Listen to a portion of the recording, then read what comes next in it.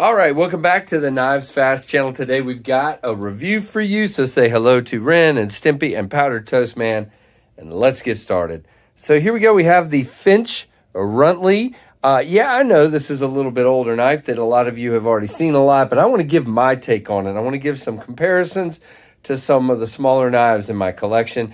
You guys know I like large knives, I like medium knives, I like small knives, but I've got quite a bit of small fifth pocket knives that I like to rotate, some that spend more time in my pocket, some that don't spend as much time in my pocket, and I just thought I could give an interesting perspective from that regard. However, I may have found, and again, I'm going to pull the 1929 over when I say this, but out of these that are still remaining, I may have found my favorite small carry knife that just can't get out of my pocket. Now, I've put the 1929 out here for some comparison, and that one's in my pocket a lot as well. We'll talk more about that later.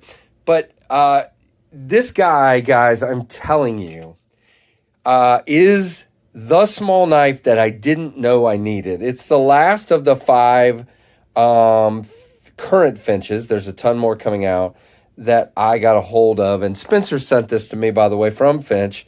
And I gave one away about 2 weeks ago on KF Live. There it is. Okay.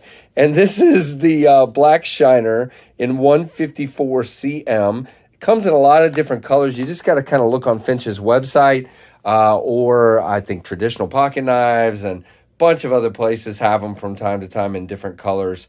I've seen yellow, I've seen blue, I've seen red, I've seen, you name it. It's been out there at one point or another. And there's the Mukarudi one, like Big Red EDC showed. But I'm telling you guys, this is the small knife that I didn't know and this is a big word for me, needed. This wasn't wanted.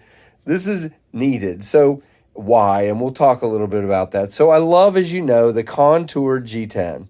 Just love it. Love a liner lock. Absolutely love the blade shape and the fact that it's got this really cool nail nick that, yes, oh, come on, really?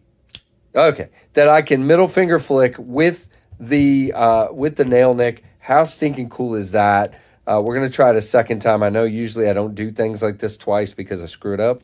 Okay, good.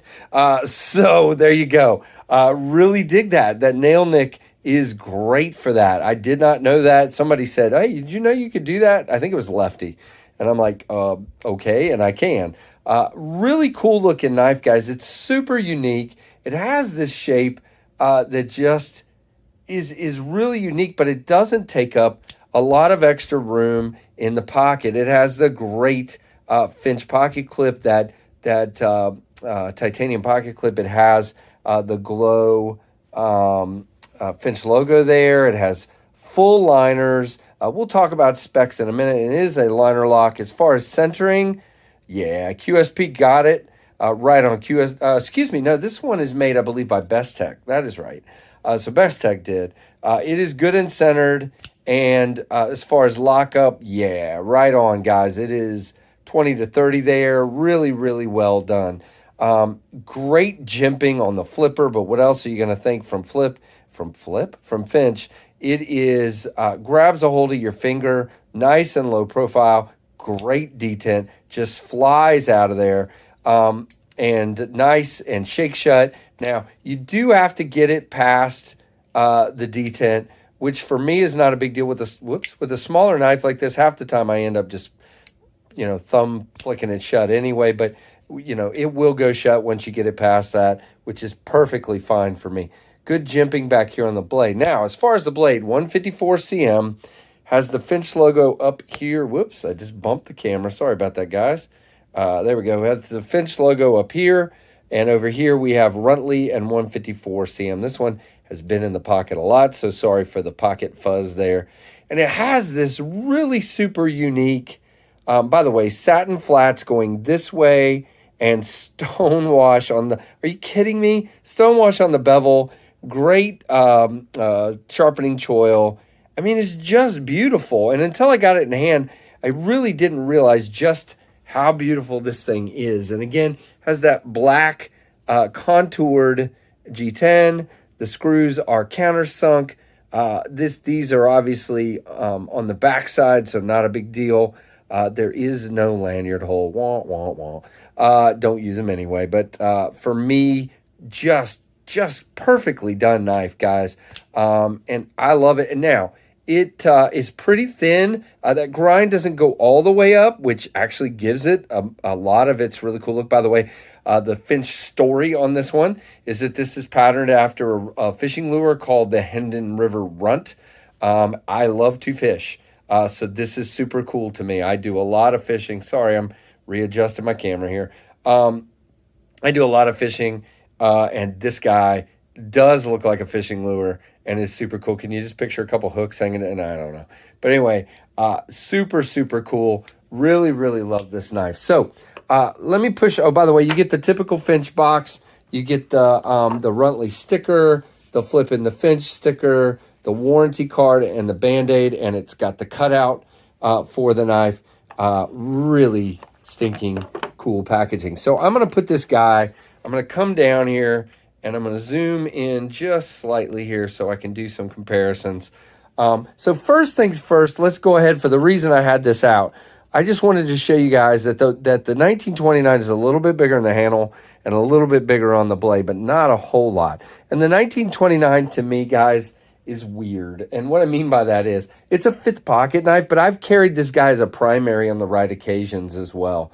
I pictured this Runtly as pretty much always a secondary knife. And by the way, I forgot to say one of my favorite things, this is a great utility or a box opener. And so when I talk about the knife I didn't know I needed, this is the knife I pull out when I need to open a box. This is the knife when I need to make a cut out a piece of cardboard to a certain shape, which I have to do at work sometimes, TV engineering, basically blocking something or creating a shade, any number of things like that. But the 1929 is a beautiful knife and it's absolutely one of my favorites and will always be. But I think of it kind of more as, yes, in a fifth pocket roll, but I also turn that one into a primary from time to time. Now, these other knives are the ones I sort of wanted to compare. So first of all, the Spyderco Ambitious. And by the way, the Runtly is $139 on their website. So I thought I would keep that in there. And then, so here's the Spyderco Ambitious. It's their Chinese made, about $40. Very similar in size. A lot of you will know this guy. This is the Kershaw Shuffle. Maybe a little bit bigger because of the pocket. Because of the bottle opener, but about the same size. We'll move the box and we'll leave some of these out here so you can still see them a little bit on frame there. And then, of course, the squid. I've got two squids out here, but I'm only going to show you one of them. That is the Blade HQ JG10 D2 version. Pretty much the same size. And then the Pilar from CRKT. Very close, a little bit longer in the handle and a tiny bit longer in the blade. I keep moving everything off to the side, and I'm not meaning to. And then last, one of my pocket favorites, the Bev Edge from CRKT, designed by Eric Oakes. Very close. So as you can see, guys, if I slide all these nice and tight here, these are all extremely similar sized knives. And these guys up here are ones that I already carry as fifth pockets all the time. So you can see how this guy is a perfect one. Now, let me tell you the difference.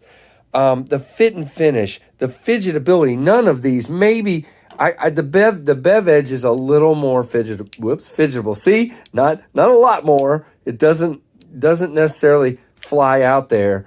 So the only one of these that's really adds the fidget factor is the Runtly. So you add that, the action is amazing. The fit and finish is far and away better than any of those. The way that the liners line up with the scales, the great jimping here. I can get, by the way, 3 fingers on this guy, and you can, if you're brave, come on up here on the flipper, which, Finch, kudos to you for doing this on your knives. I love it on every one of your knives, and it is just great. So yeah, it's gorgeous, guys. The way the fit and finish are done on this knife. So to me, and there you go. And again, same thing with the 1929. I choke up like this. It's just a great knife. All of them are. So there you go. The Finch Runtly. And I did not give you specs yet, so we're going to do that real quick. So it is a 5.5-inch long knife. The blade length is 2.25, and as you can see, pretty much close to the rest of these. 3.15 ounces with that 154 cm. And the handle length is 3.25. So 2.25 on the blade, 3.25 on the handle. And just a great liner lock small knife. So there you go, guys. The Finch Runtly. Hope you totally enjoyed this review. It went a little bit longer because of the comparisons. Hope you enjoyed it. And guys, give me a thumbs up and a comment. What do you think of these knives, and what do you think of the Runtly? And guys, if you're not subscribed, please consider doing so. And thanks so much for watching the Knives Fast channel.